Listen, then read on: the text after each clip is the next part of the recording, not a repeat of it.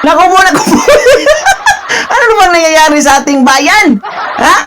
Pati patrol car, drawing na lang, karatula na lang. Epekto yan ng korupsyon. Inflation. Ha? Bakit ganun na po ang nangyari sa ating bayan? Ha? Viral yan somewhere in Mindanao, mga kuis, mga gayas. No, tingnan nyo.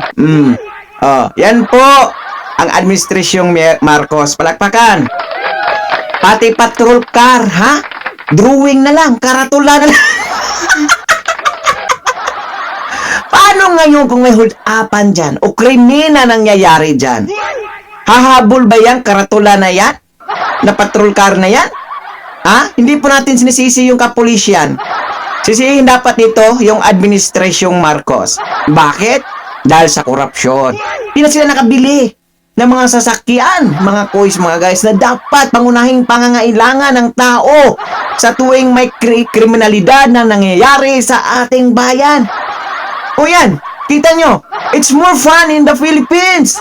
Mga kuis, mga gayas, epekto yan ng korupsyon na nangyayari sa ating bayan. Ha? Paano mapanatag yung mga taong bayan yan? Tingnan nyo, napakadilim pa yan.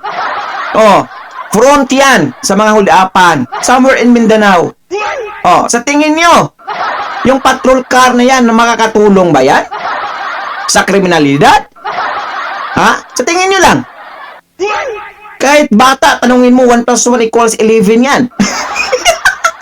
Ganun na po ang nangyayari sa ating bayan. Pati patrol car, drawing, karatula na lang. Saan ang pundo? Andun po sa ilang tao lamang. Ha? Andun sa ilang tao lang naman. Yung mga bashers ko, naku po. Ha?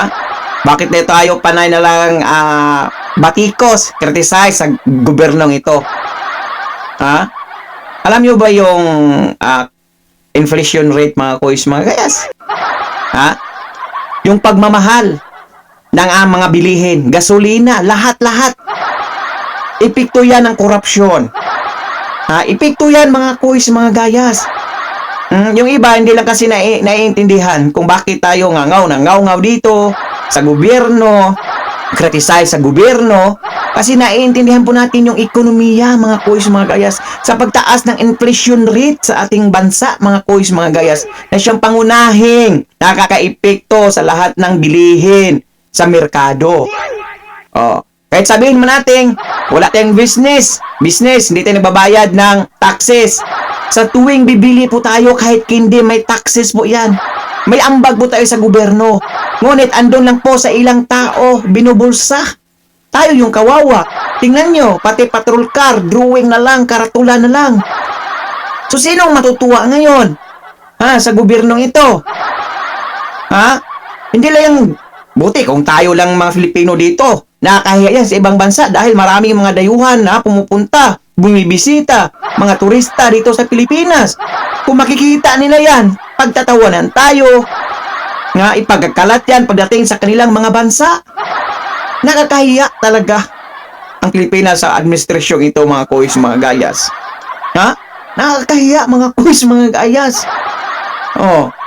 Kaya pag bumuto tayo, piliin natin yung may nagawa, mga kuis. Background check po muna tayo. Kasi tayo din ang pangunahing may kasalanan kasi mali yung binuto nyo, mga kuis, mga gayas. Yan po nangyayari ngayon. So, gaganahan ka pa ba dyan, dumaan paggabi? Paano pag may hold-upan? Kriminalidad? Hahabol yung karatula? Ako, hindi po. Dahil po natin makalingkod yung agila ng Mindanao.